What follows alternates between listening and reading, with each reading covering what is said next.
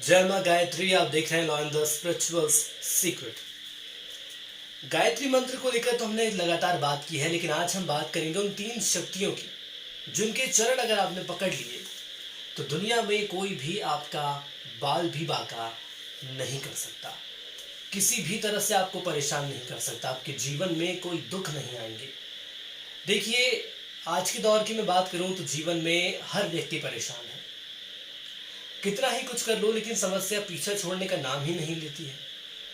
ऐसा आखिर हम क्या करें, हम किसकी शरण में जाएं, हम ऐसा कौन सा काम करें या हम किसको गुरु बना लें कि हमारे जीवन की दिक्कतें दूर हो जाए। ऐसे में हमारा सहारा कौन बनेगा, कौन वो है जिसके पास हम जाएंगे तो हमारी दिक्कतें दूर हो सकती हैं। देखिए, यदि आपको अपनी दिक्कतें दूर करनी है और आप ये चाहते हैं कि दुनिया में हमें कोई परेशान ना कर सके, आमतौर पर आज की युवा पीढ़ी आखिर क्या सोचती है मैं आपको बताता हूँ।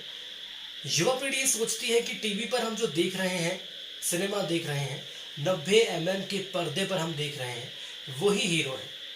जब वो हीरो उस पर्दे के बाहर निकलते हैं और कहीं जाते हैं तो लोग पीछे पड़ जाते हैं, भीड़ उनके पीछे लग जाती है। वो सोचते हैं कि यही हीरो है, इनको जो ये करेंगे वैसे हम करेंगे, लेकिन ये सच नहीं है। सच ये है कि हमारे माता पिता और हमारे गुरु ही हमारे असली हीरो हैं, जिन्होंने अपने माता पिता गुरु को अपना आदर्श मान लिया।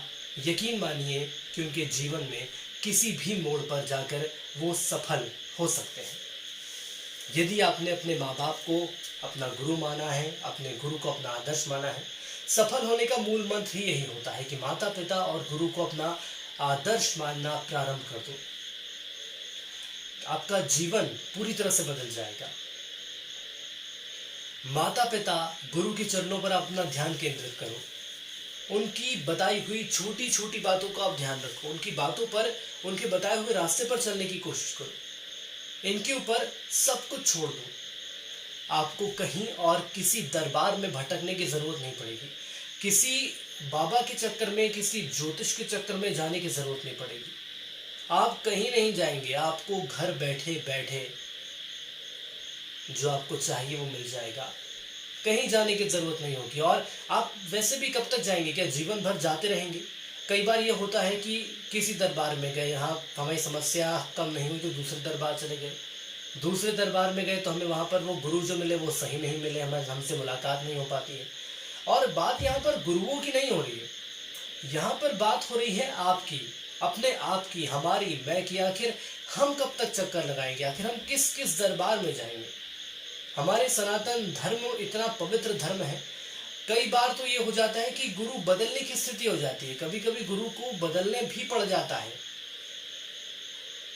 कभी किसी को बदलना होता है, कभी किसी दूसरे भगवान के पास चले गए, कभी किसी दूसरे भगवान के पास चले गए। कई बार ऐसा भी होता है कि काम नहीं होता तो दूसरे धर्म तक लोग चले जाते हैं, वहां मन्नतें मांगने लगते हैं कि हमारी इच्छा पूरी हो जाए। अब आप इसे दुर्भाग्य नहीं कहेंगे तो क्या कहेंगे? हमारे सनातन हिंदू पवित्र धर्म में 33 करोड़ देवता हैं। 33 करोड़, क्या ये 33 करोड़ देवता कम पड़ जाते हैं कि लोग कहीं और चले जाते हैं?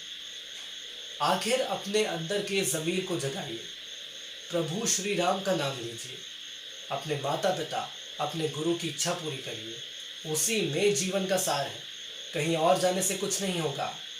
अपने कर्म देखिए कि आपके कर्म कैसे हैं। क्या कभी आप माँ बाप को परेशान करते हैं, माँ बाप का कहा नहीं मानते हैं, उनकी सेवा नहीं करते तो कैसे इच्छाएं पूरी होंगी? किसी गुरु की शरण में जाने की जरूरत नहीं है। सबसे पहले जो आपके घर पर आपके माता पिता हैं उनकी सेवा करो, उनके पांव दबाओ, उनसे बात करो, उनके साथ बैठो, अपना वक्त उनके साथ साझा करो।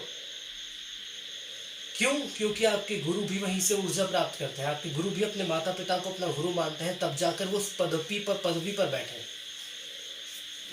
हाँ, मार्गदर्शन के लिए गुरु की आवश्यकता है, इस बात को मैं मानता हूँ कि मार्गदर्शन चाहिए, हमें गुरु चाहिए। हमें जीवन में प्रकाश प्राप्त करना है, हमें जीवन में आगे बढ़ना है, बिल्कुल हमें इसके लिए गुरु चाहिए। हमें सही मार्ग पर चलना है, हमें सही रास्ता दिखाना, हमें देखना है सही दिशा में कौन दिखाएगा, तो हाँ, इसके लिए हमें गुरु चाहिए। ये बिल्कुल सही बात है, बिल्कुल इसमें कोई ज़रूरत नहीं है। इसके लिए तो आपको गुरु की ज़रूरत रहेगी, लेकिन उसके लिए तुम्हें खोजने की ज़रूरत नहीं है, उसके लिए कहीं जाने की ज़रूरत नहीं है। जिससे तुम्हारा मन लग जाए उसे अपना मित्र बना लो, और जिससे आपके अंतरात्मा जुड़ जाए उसे अपना गुरु बना लो।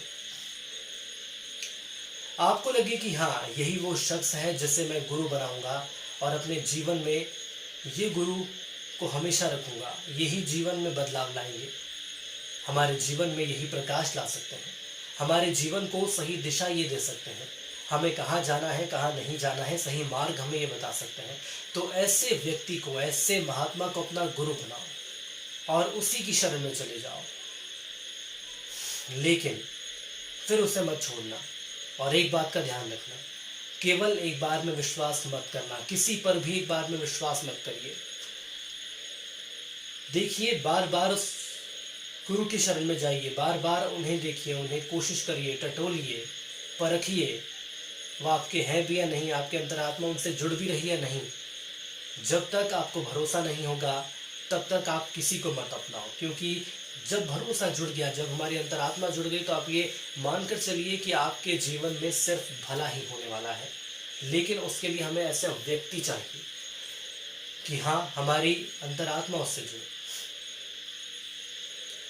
माता पिता ने आपके लिए इतना कुछ किया है, लेकिन एक बार मैं ये देखता हूँ कि बड़ा होने के बाद जो व्यक्ति है अपने माता पिता को समय नहीं दे पाता है। आमतौर पर ये समस्या सुनने को मिलती है कि शादी हो जाती है, बीवी बच्चे हो जाते हैं, उसके बाद व्यक्ति अपना जीवन अलग कर लेता है, अपने माँ बाप को छोड़ देता है। ऐसा क्यों हो रहा है? न जाने ऐसे ही कितने केसेस आ रहे हैं, ना जाने ऐसे कितने समाचार आते हैं। क्या कभी आपने सोचने की कोशिश की कि आखिर ऐसा क्यों हो रहा है? कमी कहाँ पर रह गई है? कमी यहाँ पर रह गई कि इंसान स्वार्थी हो चला है। ऐसा मत करिए। जिसने आपको पाला पोसा है, जिसने आपको बड़ा किया है, जिसने आपको इस मुकाम तक पहुंचाया है कि आप अपने पैरों पर खड़े हो सकें, उस व्यक्ति को, उस माता पिता को कभी मत छोड़िए, उनको हमेशा अपने साथ रखिए।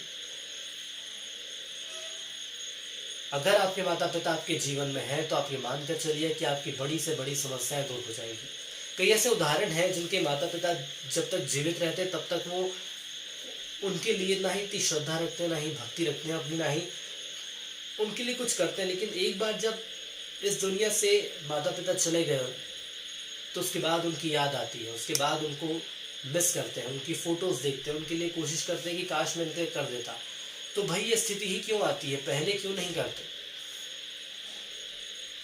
देखिए, आज का वीडियो बनाने का सीधा सा आशय सिर्फ यही है कि आप माता पिता की सेवा करिए, माता पिता को खुश रखने का प्रयास करिए। कई लोग नौकरी के चक्कर में और किसी कारणों के चक्कर में अपने शहर को छोड़ देते हैं, माता पिता को छोड़ देते हैं। लेकिन यकीन मानिए कि परमपिता परमेश्वर के दरबार में इतनी भी देर नहीं है कि अगर आप माता पिता को छोड़ के, उनको दुख में छोड़ के कहीं और जाएंगे तो आपको बहुत अच्छी नौकरी मिल जाएगी या बहुत अच्छे पैसे मिल जाएंगे। यदि आप अपने कर्म के प्रति सच्चे हैं तो आपको उसी शहर में माता पिता के साथ रहते हुए भी अच्छी से अच्छी नौकरी, अच्छे से अच्छा ओहदा मिल सकता है। इसलिए कभी भी माता पिता को ना छोड़िए। और इसके साथ यदि गुरु की बात करें तो जिस भी गुरु को आपने अपना बनाया है, कोशिश ये करिएगा कि उस गुरु के प्रति कभी भी मन में गलत भावना ना हो।